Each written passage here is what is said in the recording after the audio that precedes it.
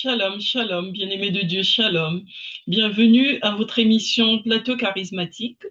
Je suis votre humble servante Rebecca Martine et aujourd'hui, je viens toujours dans cette série d'émissions Le langage du ciel, vous parler de l'épreuve du feu ou, si vous voulez plus communément, appeler l'épreuve de la foi. C'est la même chose, hein, l'épreuve du feu ou l'épreuve de la foi. Alors, bien-aimé, vous verrez que l'Ecclésiaste dit que nous avons tous le même sort sous le soleil, qu'il n'y a pas de différence entre nous sous le soleil, nous avons tous le même sort. Donc, c'est quoi l'épreuve? Les épreuves, ce sont les adversités. Donc, j'ai relevé quelques passages bibliques que je vais vous citer pour vous montrer que nous vivons des épreuves, des adversités, des malheurs, des malchances. Il y a des moments difficiles que tu peux vivre dans ta vie, mais tout dépend, comme dit l'Ecclésiaste, nous avons tous le même sort. Ça veut dire que tu sois euh, que tu sois avec l'Éternel ou que tu ne sois pas avec l'Éternel, c'est-à-dire que tu sois bon, que tu sois juste ou que tu sois méchant, nous vivons le même sort. Nous subissons le même sort sur la terre. Mais il te dit aussi, la parole de Dieu te dit, tout dépend comment est-ce que tu vis tes épreuves. Parce que des épreuves, tu en auras, des malheurs, tu en auras, des malchances, tu en auras, tout ça, ce sont des adversités. Et donc, comment est-ce que nous vivons cela? La parole de Dieu te dit que l'or, dans les temps anciens, l'or était mis dans le feu pour voir s'il est pur.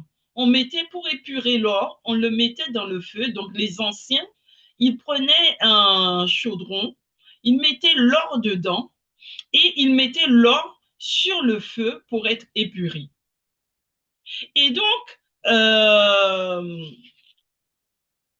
lorsqu'ils mettaient l'argent, c'était avec l'argent. Dans l'ancien temps, on nous parle de l'argent, mais l'or aussi, l'or et l'argent, ils le mettaient dans un récipient à métaux au-dessus du feu. C'était pour lorsque le métal commençait à fondre ou à entrer lorsque le feu entrait en ébullition, le métal commençait à fondre et la chaleur du feu fait que si c'est un bon métal, c'est-à-dire de l'argent ou de l'or, eh bien, il n'allait pas fondre complètement, se liquéfier complètement, mais les scories, l'écume, les impuretés montaient à la surface lorsque le métal commençait à fondre. Lorsque le métal, quand ils mettaient le métal à fondre, ça fond au feu. Mais lorsqu'ils le mettent à fondre au feu et que la chaleur commence à monter en ébullition, tout ce qu'il y a de mauvais dans le métal commençait aussi à remonter. Donc, ça faisait remonter des scories, ça faisait remonter des écumes, ça faisait remonter toutes sortes d'impuretés. Et c'est ainsi qu'on pouvait récupérer ensuite l'or ou l'argent pur, de manière pure. Et donc, euh, on nous dit aussi, si vous faites une petite recherche sur la manière dont dans les anciens temps, on épurait, vous verrez ce que je vous dis. Et vous verrez aussi que pour être sûr du résultat, les anciens, ils devaient voir le métal, ils devaient voir le reflet de leur visage dans le métal. Donc, ils se regardaient dans le métal et quand ils voyaient le reflet de leur visage, ils savaient que c'était bon, l'or ou l'argent était pur. Mais quand ils ne voyaient pas leur reflet, ils savaient qu'il fallait continuer à chauffer à une température très élevée pour faire ressortir toutes les impuretés. Donc, bien aimé, écoutez bien cette histoire que je vous raconte, l'histoire de l'affinage, le processus d'affinage de l'or ou de l'argent. Il faut bien, bien, bien écouter ce processus parce que vraiment, ce processus d'affinage de l'argent, c'est vraiment ce qui va vous permettre de comprendre les saintes écritures. quand je vais vous le lire, vous allez faire la comparaison. À savoir que la parole te dit que lorsque les anciens mettaient l'argent à épurer dans le feu, ensuite ils regardaient leur visage pour voir le reflet de leur visage. Quand leur visage reflétait, ça veut dire que le métal était pur. Il avait été purifié. Ainsi, Dieu nous éprouve, bien-aimés, dans la fournaise de l'adversité. L'or est mis dans le feu pour voir s'il est pur, pour être épuré. Mais c'est pareil pour la foi, bien-aimés. C'est pareil pour la foi qui est mise à l'épreuve pour être épurée. Dieu met ta foi à l'épreuve, bien-aimé. Bien-aimé, toi qui pleures tous les jours parce que tu vis des malchances, tu vis des malheurs. Certains d'entre vous pensent même au suicide. Certains se disent, mais à quoi bon, à quoi sert-il de vivre si c'est pour souffrir autant? Parce que vous passez par diverses épreuves. Mais je viens t'apporter une bonne nouvelle, bien-aimé. Je viens te dire que les épreuves que tu vis, ce n'est pas pour la mort. Quand, lorsque Marie et Marthe, lorsque leur frère Lazare est mort, et que Marie a dit, Marthe a dit à Jésus, mon frère est mort, si tu avais été là, mon frère ne serait pas mort. Il lui a répondu, qu'est-ce que Jésus a répondu? Il a répondu, cette maladie n'est pas pour la mort, parce que Jésus savait que c'était une épreuve. Amen, amen. Jésus savait que c'était une épreuve. C'est pourquoi il a dit, cette maladie n'est pas pour la mort.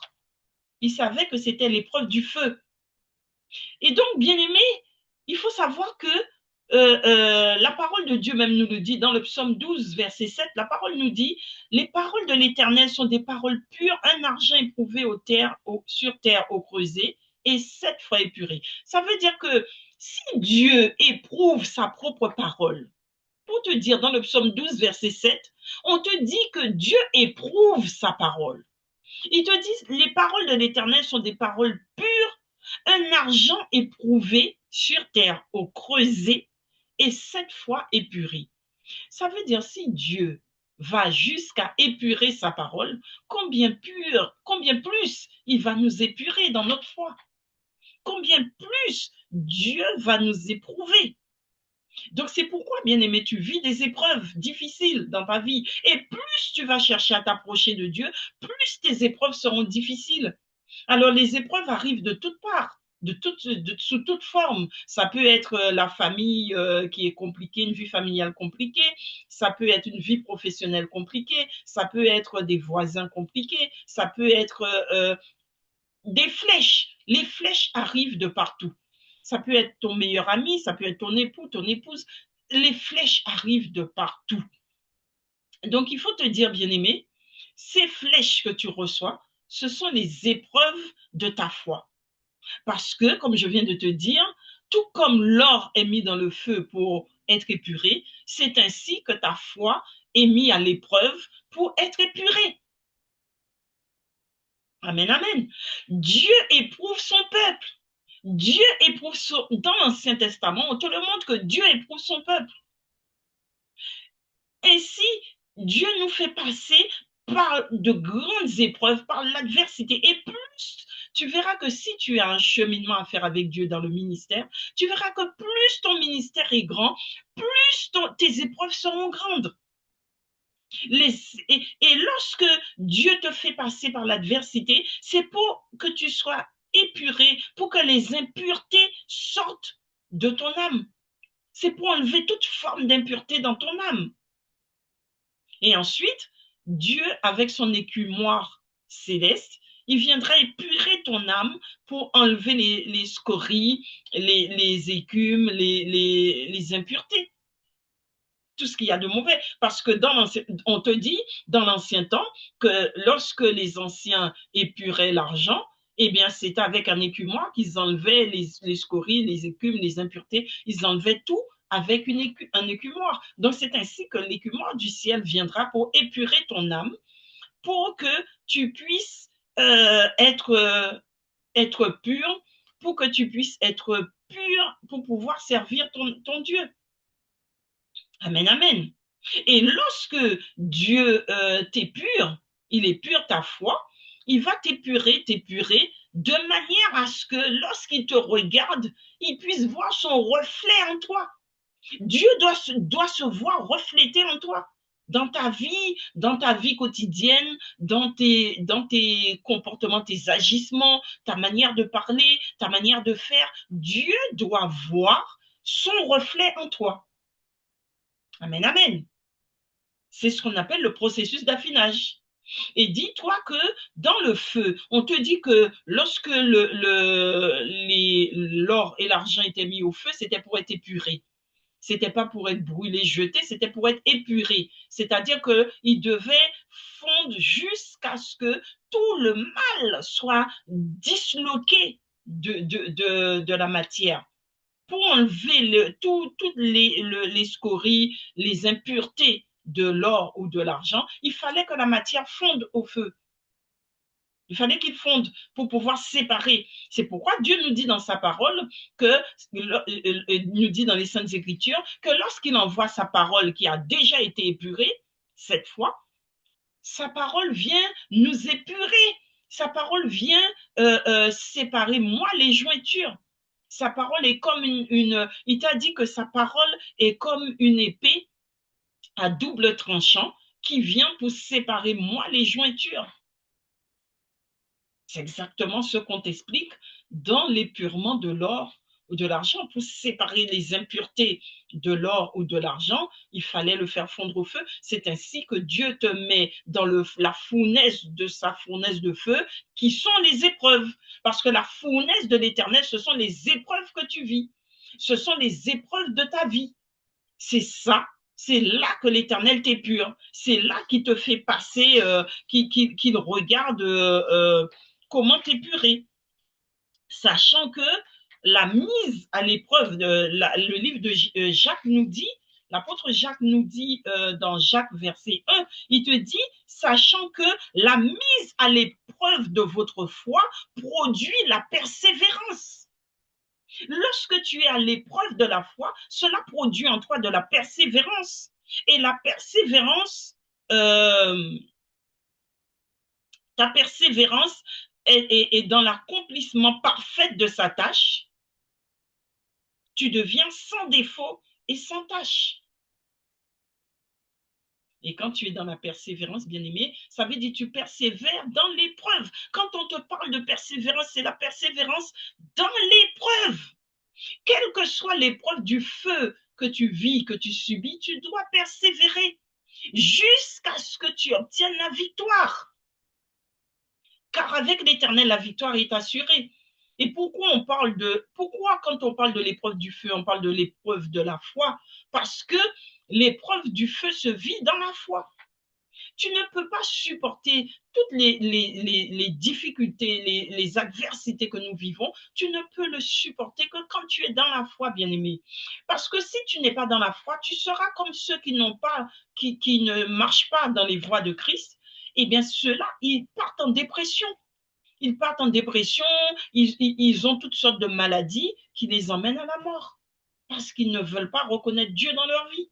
Mais toi, bien-aimé, qui reconnais Dieu dans ta vie, eh bien, automatiquement, les épreuves que tu vis sont des épreuves qui vont te conduire à la vie. Parce que qui est le Père, qui est l'auteur de la vie, c'est Christ. Il t'a dit dans Jean 1, il t'a dit, je suis la lumière et je viens pour éclairer tout homme. Donc, il est cette lumière qui vient pour t'éclairer. Mais pour que cette lumière t'éclaire, il faut que tu sois séparé des ténèbres. Il faut que les ténèbres s'effacent de ta vie. Et les ténèbres, ça représente quoi, les ténèbres dans ta vie? Eh bien, ça représente toutes les choses négatives qu'il y a dans ta vie, les choses négatives, c'est-à-dire les mauvaises paroles, les mauvais agissements, les mauvaises pensées, tout ce que tu fais de mal. C'est ça les ténèbres de ta vie. Et pour enlever ces ténèbres-là de ta vie, tu dois passer par l'épreuve du feu. Et la parole te dit que l'épreuve du feu te conduit à la persévérance. Amen, amen. Il te dit encore, la parole te dit encore euh, donc, je t'ai dit dans Proverbe, c'est dans Proverbe, hein, dans Proverbe 30, verset 1, où la parole dit que toute parole de Dieu est éprouvée, épurée. Il est un bouclier pour ceux qui cherchent en lui un refuge. La parole de Dieu est éprouvée. Il t'a dit que sa parole est éprouvée. Dans le psaume 12, il t'a dit que sa parole est éprouvée sur terre au creuset et 7 fois épurée. Dans Proverbe, il te dit sa parole est éprouvée. Et il rajoute que non seulement sa parole est éprouvée, mais il te dit que lui, Dieu, il devient pour toi un bouclier. Toi qui le cherches, il devient un bouclier. Si tu cherches en lui un refuge, il devient ton bouclier et un refuge pour toi qui le cherches. Donc, bien-aimé, je t'invite à chercher Dieu. Cherche Dieu dans tes épreuves. La parole de Dieu te dit aussi que lorsque tu vis des moments difficiles, la parole de Dieu te dit, lorsque tu es dans la joie, il te dit quand tu es dans la joie, chante, loue l'Éternel. Mais quand tu es dans les épreuves, dans l'adversité, il te dit prie, réfléchis et prie. Et ça, c'est dans le livre des Proverbes qu'il dit ça. Il dit, lorsque tu es dans la joie, loue l'Éternel. Mais lorsque tu es dans les larmes, lorsque tu es dans les épreuves, lorsque tu es dans les adversités, au lieu de passer ton temps à pleurer, il te dit réfléchis et prie. Réfléchis et prie. Donc, bien-aimé, quand la parole de Dieu te dit que dans les épreuves, tu dois être en réflexion et en prière, ça veut dire que tu dois réfléchir sur ce que tu vis. C'est pourquoi on te dit que l'intelligence vient de Dieu. Beaucoup d'hommes sur Terre se croient intelligents alors qu'ils ont juste l'instruction. Ils sont instruits, ils ont été à l'école, ils sont instruits, mais ils n'ont pas l'intelligence parce que l'intelligence vient de Dieu. Celui qui est intelligent, c'est celui qui marche avec Dieu. L'intelligence vient de Dieu, bien-aimé. Et tu n'as pas besoin de faire de longues études pour avoir l'intelligence parce que c'est Dieu qui donne et il donne avec mesure à qui demande. Mais tu dois avoir la sagesse de pouvoir demander à l'Éternel. Demande-lui l'intelligence, demande-lui la foi. Demande-lui d'augmenter en toi la mesure de foi que tu as déjà pour que tu puisses régner auprès de lui. Amen, amen. Donc, bien-aimé, je te disais que Dieu devient pour toi un bouclier. Si tu le cherches, il devient un refuge. Au travers de sa parole, tu cherches Dieu dans sa parole. Amen, amen. Il te dit encore que dans 1 Pierre, verset 7, la parole dit, lorsque tu es attristé et que tu vis diverses épreuves, il te dit cela est dû afin que l'épreuve de ta foi, plus précieuse que l'or périssable, qui cependant est éprouvé par le feu, ait pour résultat la louange, la gloire et l'honneur lorsque Jésus-Christ apparaîtra. Il te dit l'épreuve de la foi, les diverses épreuves que tu vis. Tu es attristé pour un moment. Momentanément, tu es attristé. Mais à la fin, une fois que tu as été épuré, cette épreuve doit te conduire à la louange, doit avoir pour résultat la louange, la gloire et l'honneur en Jésus-Christ. Amen, amen. Donc, c'est pourquoi Dieu te dit, tu as besoin de la foi, bien-aimé. Pour vivre les épreuves, tu as besoin de la foi. La Bible même nous dit dans le livre des Hébreux, il te dit, nul ne peut plaire à Dieu sans la foi. Il te dit que c'est par la foi que tu peux plaire à Dieu. Parce que lorsque tu as la foi, bien-aimé, Dieu, il faut savoir, comme je vous ai dit au début, nous passons tous par les épreuves. Que tu marches avec Dieu, que tu ne marches pas avec Dieu, tu auras les épreuves. Mais la différence entre le croyant et le non-croyant, c'est que le croyant s'appuie sur son Dieu qui devient son rocher, son bouclier, qui devient son refuge. Il se réfugie en l'Éternel. Et lorsqu'il est réfugié en l'Éternel, l'Éternel lui donne la force pour supporter l'épreuve.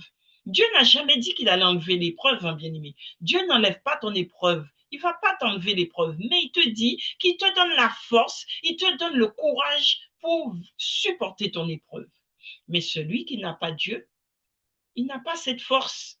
Donc, il va s'appuyer sur sa propre force. Et comme sa propre force est déjà défaillante, donc, il tombe en déprime, il tombe dans des maladies, parce que le corps réagit en fonction de ce que l'âme à l'intérieur lui envoie. Si ton âme lui envoie de la tristesse, il va manifester cette tristesse, ton corps. Si ton âme lui envoie la souffrance, eh bien, le corps va le manifester sous forme de maladie. Je vous l'ai dit à l'émission précédente. Le corps réagit en fonction des signaux que l'âme lui envoie. C'est pourquoi on dit que quand l'âme est attristée, on le voit dans les yeux. Les yeux sont le reflet de l'âme. Parce que quand ton âme est attristée, dans tes yeux, on le voit. Mais Dieu te dit que si tu as la foi et que tu crois en lui, pour toi, il déplacera des montagnes. Il te dit que si tu crois, tu diras à cette montagne, déplace-toi et jette-toi dans la mer, il t'obéira. Parce que si tu crois, bien-aimé, la parole de Dieu dit que si tu crois, alors tu sais que Dieu entend tes prières. Et si tu crois que Dieu entend tes prières, tu sais aussi que Dieu t'exauce, parce qu'il est le Dieu de l'exaucement. Et si tu sais qu'il t'exauce, alors tu sais que ce que tu as demandé, tu l'as déjà obtenu et que tu l'obtiendras. Et si tu crois que tu l'as déjà obtenu, tu l'obtiendras. La foi, bien-aimé, c'est de croire en ce que l'on n'a pas vu. Il ne faut pas faire comme Thomas et de dire que tu veux croire que lorsque tu auras vu. Parce que si tu crois lorsque tu as vu, c'est que ce n'est plus la foi.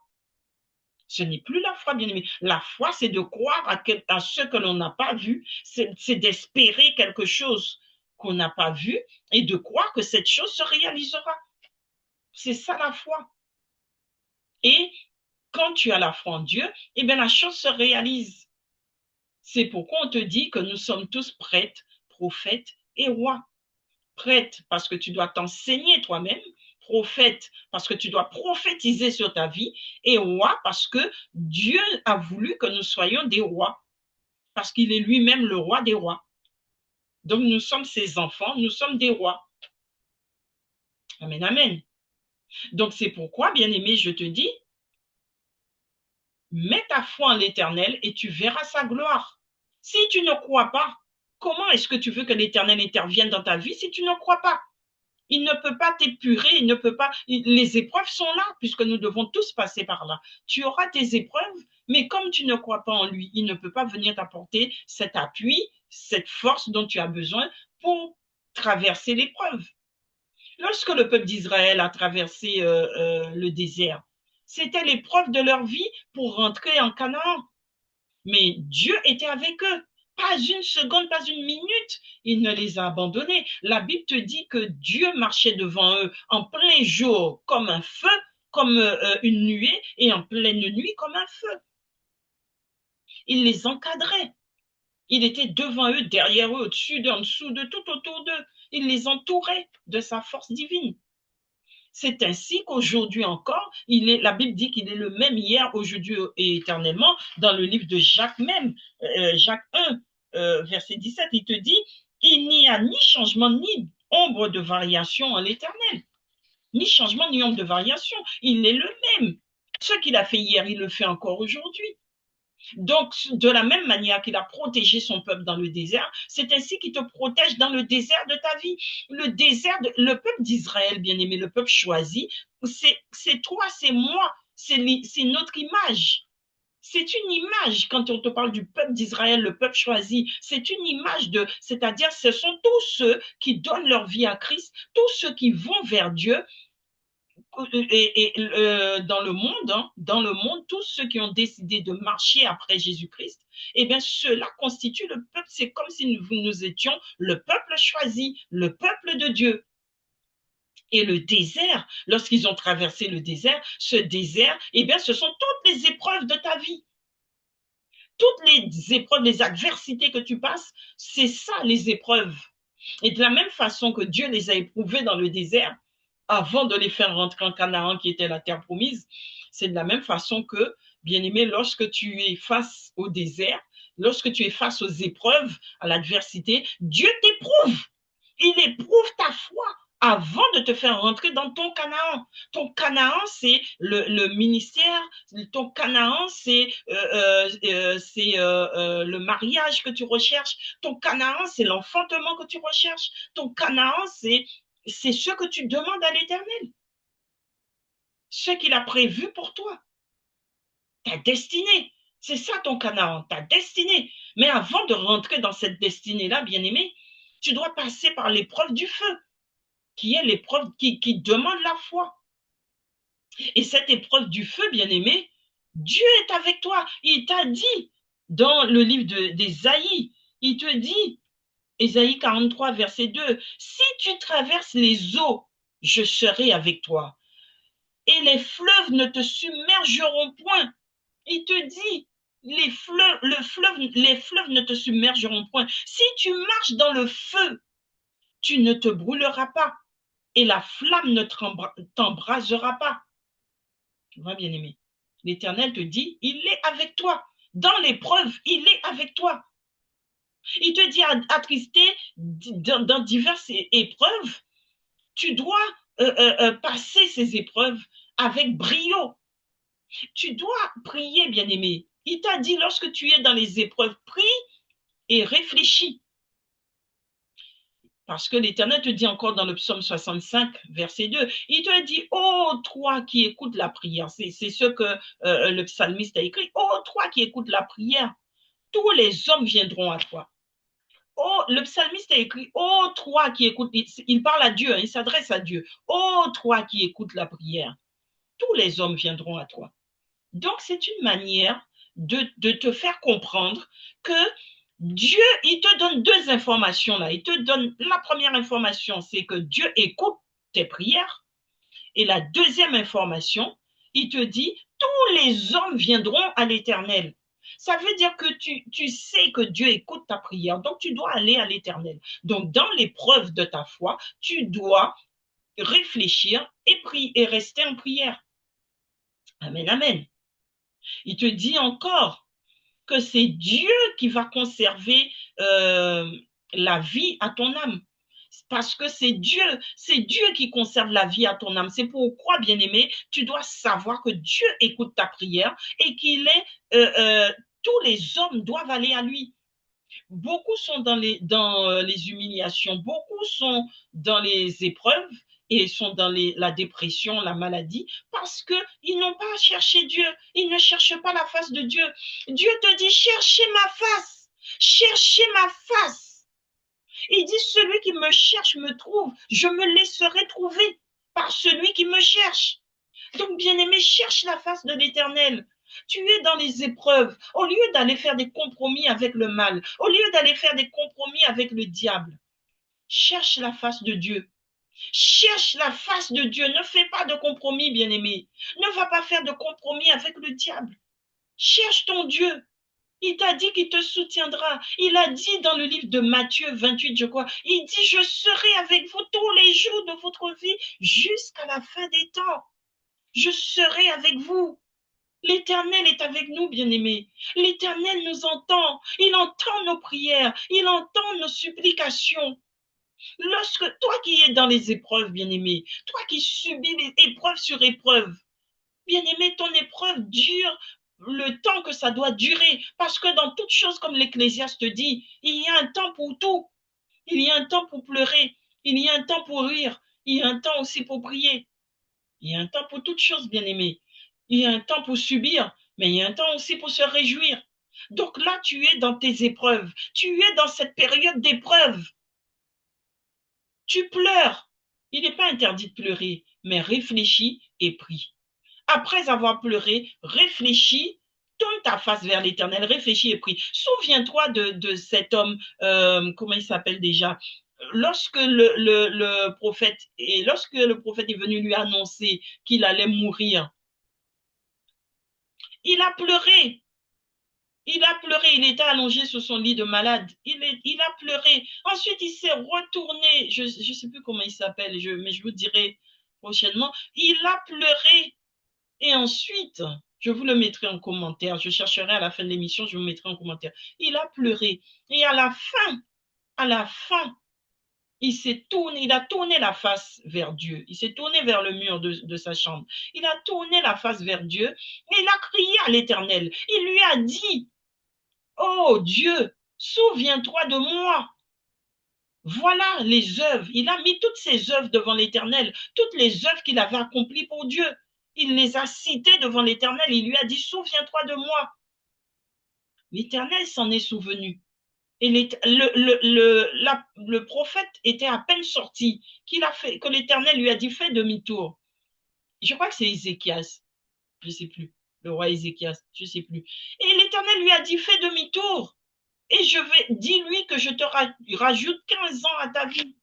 L'Éternel a rajouté à sa vie parce que il avait travaillé pour Dieu, parce que il a cherché la face de Dieu. Il a cherché la face de Dieu. Donc Dieu lui a dit, parce que tu as cherché ma face, voici, je me souviens, je rajoute à tes années de vie. Je te rajoute des années de vie. Rien n'est impossible à l'Éternel. Bien-aimé, sache que rien n'est impossible à l'Éternel. Ne dis pas, mon cas est désespéré. Ne dis pas, il est trop tard. Fais attention à ton langage. Je vous fais des émissions depuis sur le langage du ciel. Parle le langage du ciel parce que ton Dieu est un Dieu à qui rien n'est impossible. Il est le Dieu de l'impossible. Il est le Dieu des miracles. Alors, bien-aimé, ne dis pas, mon cas est désespéré. Ne dis pas, il m'est impossible de réussir. Ne dis pas, je ne guérirai jamais. Mais remets ta vie dans les mains de Dieu. Aie la foi et Dieu agira pour toi. Si tu as la foi, bien-aimé, il agira pour toi. Il est le Dieu de l'impossible. Dieu t'aime, bien-aimé. Ton Dieu t'aime. Il agira pour toi. Il te dit encore dans sa parole, toujours le psalmiste qui parle, il te dit que Dieu conserve la vie à notre âme. Car, il te dit, il parle à Dieu, il dit, car tu nous as éprouvés, ô Dieu. Tu nous as fait passer au creuset comme l'argent, dans le psaume 66, verset 10. Il dit, ô Dieu, tu nous as fait passer au creuset comme l'argent. Comme je vous ai expliqué tout à l'heure. Tu nous as éprouvés. Mais il sait que Dieu conserve la vie à l'âme. Quand Dieu te fait passer au creuset du feu, bien-aimé, ce n'est pas pour te tuer. Entends ce que Dieu lui répond. Attends, je vais finir de lire ce qu'il a dit. Il a dit, tu nous as emmenés dans le filet. Tu as mis sur nos reins un pesant fardeau. Donc, pour parler des épreuves. Il dit, tu as fait monter des hommes sur nos têtes. Nous sommes passés par le feu et par l'eau, mais tu nous as tirés pour nous donner l'abondance. Ça, bien-aimé, c'est le psaume 66. Dans le psaume 66, le psalmiste est en train de t'expliquer le cheminement. Il t'explique d'où tu sors et où tu accostes, où tu arrives.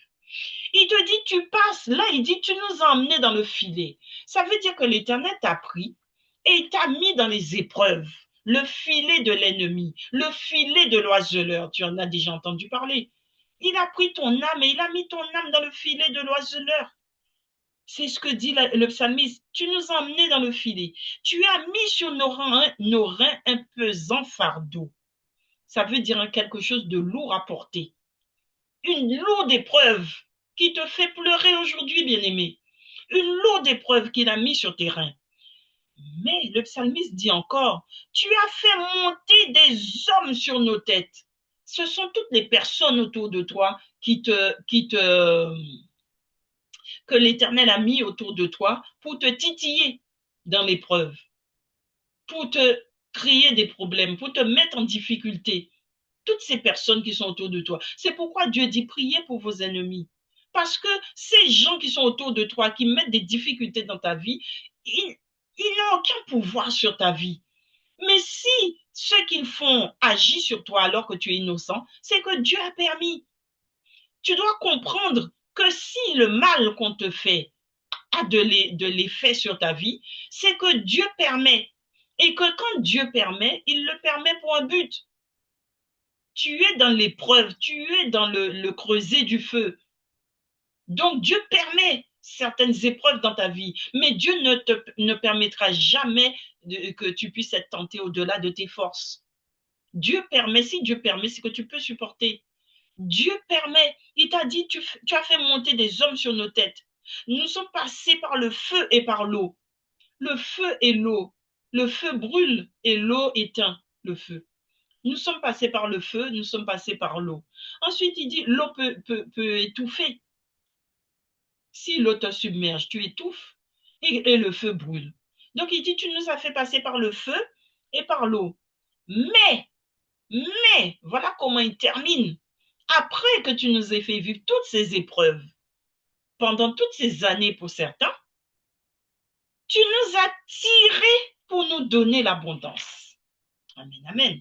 Ça veut dire le peuple d'Israël est passé par le désert, ils ont souffert, ils ont été piqués par des serpents, par toutes sortes d'animaux du désert. Ils ont souffert la chaleur du désert, ils ont souffert de la soif. Mais, il te dit, tu nous as tirés de là, ils sont rentrés dans le Canaan, ils sont rentrés sur la terre promise. Dieu les a fait rentrer. Donc c'est de la même manière, bien-aimé, aujourd'hui tu es dans l'épreuve, tu es dans l'épreuve du feu, tu es au creuset du feu. Tu dois te dire que c'est le creuset du feu. C'est pourquoi les apôtres, les 12 apôtres qui marchaient avec Jésus, quand ils priaient, quand ils vivaient les épreuves, les adversités, ils étaient dans la joie. Parce qu'ils disaient, je suis heureux de vivre ce que mon Seigneur a vécu. Je ne suis pas digne de délier le courroie de ses sandales, mais je vis les mêmes épreuves que lui. Donc je suis dans la joie parce que les épreuves que je vis viennent compléter l'œuvre de la croix. Donc ils étaient dans la joie. Donc c'est pourquoi Dieu te dit, sois dans la joie, dans l'épreuve, réfléchis et prie. Il ne te dit pas pleure. Ce n'est pas écrit quand tu es dans l'épreuve, pleure. Il dit quand tu es dans la joie, loue. Mais il dit quand tu es dans l'épreuve, il ne dit pas pleure. Il dit réfléchis et prie. Donc, bien-aimé, cela veut dire que dans l'épreuve, tu dois rester dans la même joie. Et parce que l'épreuve, quand tu sors de l'épreuve, il te met dans l'abondance. Ça veut dire qu'il te donne tout. Parce que tu as réussi ton épreuve. Réussir l'épreuve, c'est passer l'épreuve du feu. C'est-à-dire quand Dieu te met dans l'épreuve du feu, bien aimé, c'est pour pouvoir t'épurer, pour enlever tout le mal en toi, tout le mal qui est en toi. Nous avons tous le mal en nous. Pour enlever cela en toi, il t'épure, il t'épure, il t'épure jusqu'à ce que tu deviennes juste, tu deviennes pur, tu deviennes bon. Et qu'il voit son reflet en toi. Parce que Dieu est bon, Dieu est juste. Excusez-moi, j'ai un peu chaud, je vais couper. Donc, je disais, Dieu est bon, Dieu est juste. Donc, du coup, quand Dieu t'épure, c'est pour que tu deviennes juste et bon, comme lui. Donc, il te dit, mais écoute ce que l'Éternel te dit dans Isaïe 48, verset 10. Il dit, je t'ai mis au creuset, mais non pour retirer de l'argent. L'Éternel dit, je t'ai mis au creuset du feu, non pas pour retirer de l'argent. Je t'ai éprouvé dans la fournaise de l'adversité. Et plus loin, il dit, c'est pour l'amour de moi. Dieu te dit, c'est pour l'amour de lui-même qui t'a mis au creuset du feu. Et lorsque Dieu te met dans l'épreuve, ce n'est pas pour te faire souffrir, ce n'est pas pour te faire du mal. C'est pourquoi il dit, tu souffres pendant un temps, mais tu rentreras ensuite dans la réjouissance. Donc, quand Dieu t'éprouve, bien-aimé, quand tu es dans l'épreuve de l'adversité, ne rejette pas Dieu. Certains abandonnent à ce moment-là. Il faut te dire, plus l'épreuve devient grande, il faut te dire que ta victoire n'est pas loin. Il faut te dire que l'abondance n'est pas loin pour toi. Mais il y en a beaucoup qui abandonnent. Dès qu'ils arrivent à un moment où l'adversité est trop grande, ils abandonnent Dieu. Ou alors ils vont faire des compromis avec le diable. Il y en a qui cherchent le mariage.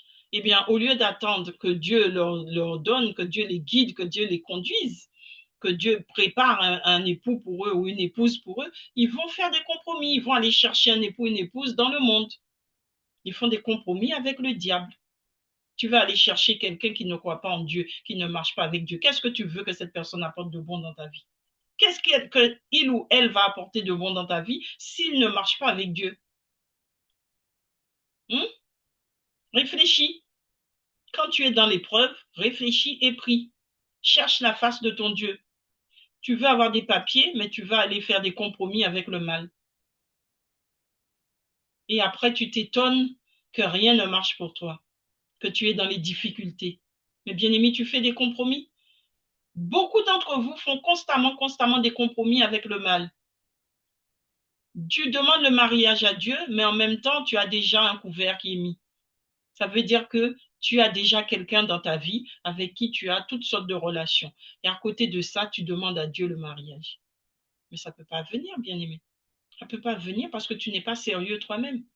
Que tu sois un homme ou une femme, si tu n'es pas sérieux, tu n'es pas sérieux devant l'Éternel. Quand il te passe dans le creuset du feu, si tu ne sors, il ne peut pas, il n'arrive pas à t'épurer parce que tu résistes. Eh bien, tu vas rester plus longtemps dans le creuset du feu. Je vous ai dit que dans les temps anciens, quand les hommes épuraient l'argent, eh bien, c'est en fonction ils regardaient pour voir s'ils voyaient le reflet de leur visage dans le métal. S'ils ne voyaient pas le reflet, c'est que le métal n'est pas encore propre, donc ils continuent à l'épurer au feu. Donc, c'est de la même manière que toi, si lorsque l'Éternel vient pour t'épurer dans le creuset de sa fournaise et qu'il voit qu'il ne reconnaît pas son image en toi, il te regarde, il ne reconnaît pas son image, eh bien, il va continuer à t'épurer jusqu'à ce qu'il reconnaisse son image en toi. Si l'image ne vient pas, il ne peut pas arrêter. Amen, amen. Donc, tu restes dans le feu. Donc, si tu veux sortir du feu, il ne faut pas résister à la parole de Dieu. Il faut mettre en application la parole de Dieu. Il faut mettre en application ce que Dieu te demande. Dieu te dit qu'il est avec toi, qu'il te soutient. Il te dit même dans Isaïe 60, verset 1, il te dit, lève-toi, sois éclairé. Lève-toi, sois éclairé car ta lumière arrive. Et la gloire de l'Éternel se lève sur toi. Voilà les promesses que l'Éternel te fait lorsque tu marches avec lui. Il te dit dans Isaïe 59, verset 19, quand l'ennemi viendra comme un fleuve, l'esprit de l'Éternel le mettra en fuite. C'est ce que l'Éternel te promet lorsque tu seras épuré. Il te dit que l'ennemi viendra, mais son esprit le mettra en déroute. L'ennemi n'aura pas de prise sur toi, ne pourra pas te toucher. Mais il te dit pour cela, une fois que tu es dans l'épreuve du feu, il te dit, lève-toi, sois éclairé. Mais sois éclairé, comment tu peux être éclairé sans la parole, sans l'Éternel? Sois éclairé car ta lumière arrive. Mais c'est qui ta lumière? Ta lumière, c'est Christ. Sois éclairé car ta lumière arrive. Non, pour être éclairé, bien aimé, il faut lire la parole. Il faut comprendre la parole, il faut appliquer la parole. L'apôtre Jacques te dit, encore concernant la parole, il te dit,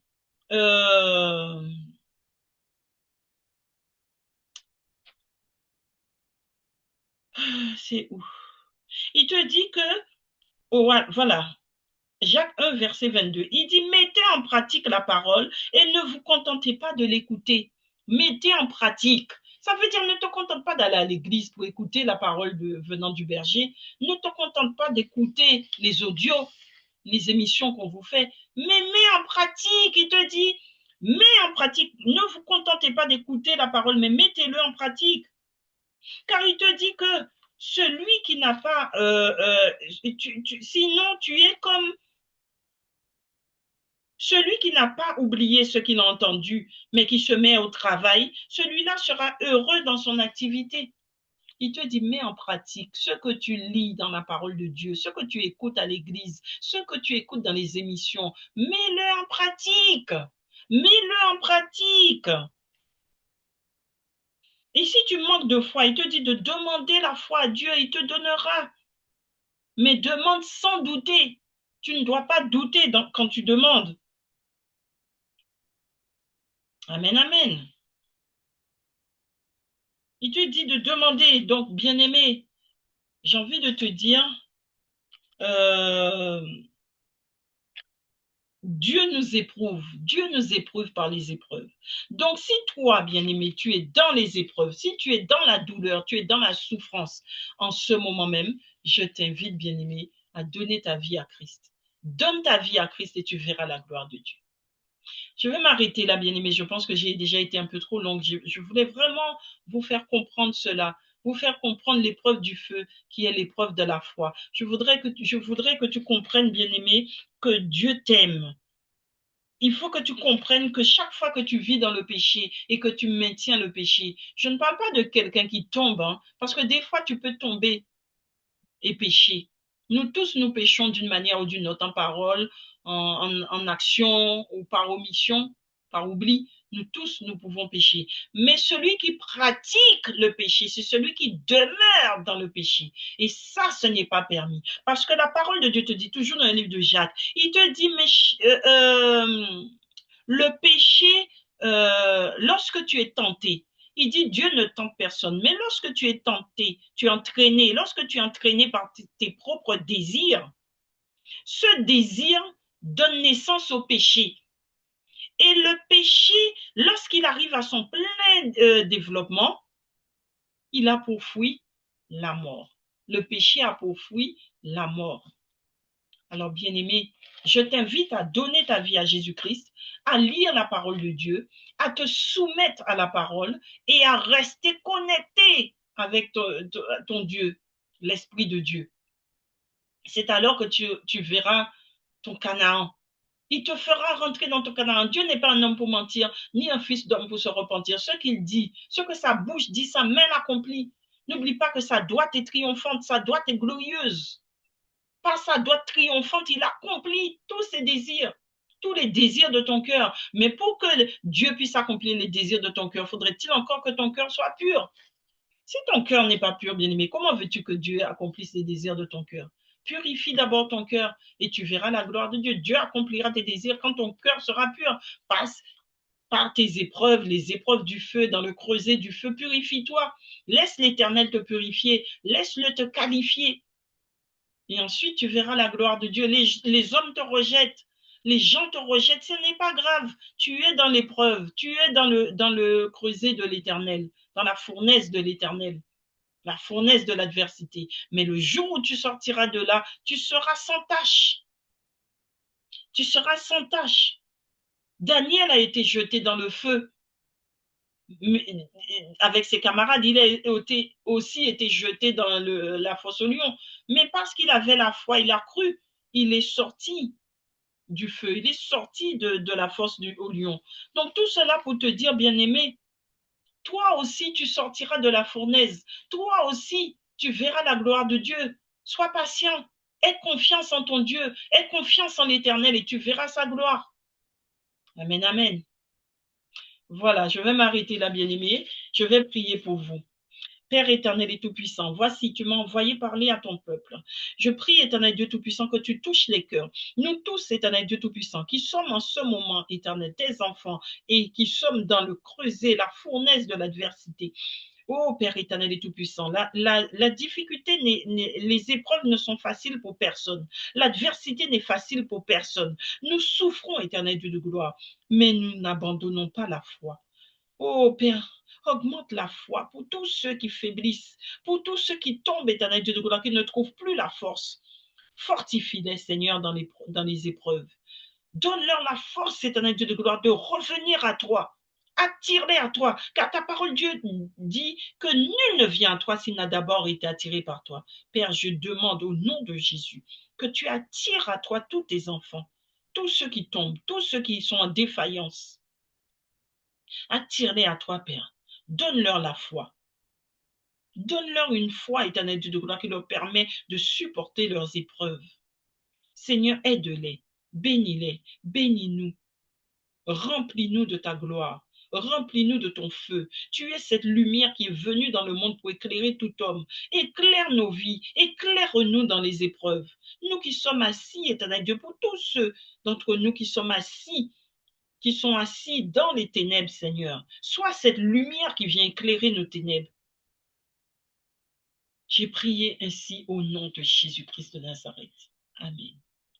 Je vous remercie de m'avoir suivi. Je remercie tous ceux qui m'ont suivi. Je vous demande de faire passer l'émission Plateau Charismatique. Faites connaître l'émission Plateau Charismatique. Je vous remercie et je vous dis à très très bientôt pour la prochaine émission sur le langage du ciel. Surtout, bien-aimés, quand vous écoutez ces émissions, ne vous contentez pas, comme a dit l'apôtre Jacques, dans Jacques 1, verset 22, je crois, ne vous contentez pas d'écouter Mais mettez en pratique ce que vous écoutez, ce que vous entendez. Parce que sinon, la Bible même dit que vous seriez reconnu comme quelqu'un qui regarde son image dans un miroir et qui, une fois qu'il a tourné le dos, a oublié l'image qu'il vient de voir dans le miroir. Et il dit, quelqu'un comme ça, Dieu ne peut pas l'exaucer. Dieu ne peut pas exaucer ses prières. Donc, si tu veux être exaucé, bien-aimé, mets en pratique ce que tu entends. Ça veut dire quand tu te regardes dans le miroir, quand tu lis la parole de Dieu, tu dois te voir. La parole de Dieu doit être comme un miroir pour toi. Tu dois te voir. Tu dois t'examiner pour voir si ce que tu as lu, si ce que tu as écouté, ta vie est conforme à cela. Si ta vie n'est pas conforme, arrange ta vie. Fais en sorte que ta vie devienne conforme à cela. Et c'est alors que Dieu viendra, continuera à... C'est ainsi que tu te laves dans la parole de Dieu. La parole est une eau qui purifie. C'est ainsi que tu te laves, tu te laves, tu te laves jusqu'à ce que les scories, les écumes, les impuretés sortent de ton corps et que tu deviennes pur devant l'Éternel. Et quand tu seras pur devant l'Éternel, le reflet, on doit voir refléter l'Éternel en toi. Et quand l'Éternel va refléter en toi, bien-aimé, il te donnera tout ce que ton cœur désire. Là, tu pourras prier avec efficacité. Parce que la Bible même dit, toujours dans le livre de Jacques, que la prière du juste est d'une grande efficacité. Lorsque le juste crie, l'Éternel entend. Mais le juste, c'est celui qui est épuré, épuré, épuré, épuré, et qui devient net, clair comme l'eau pure.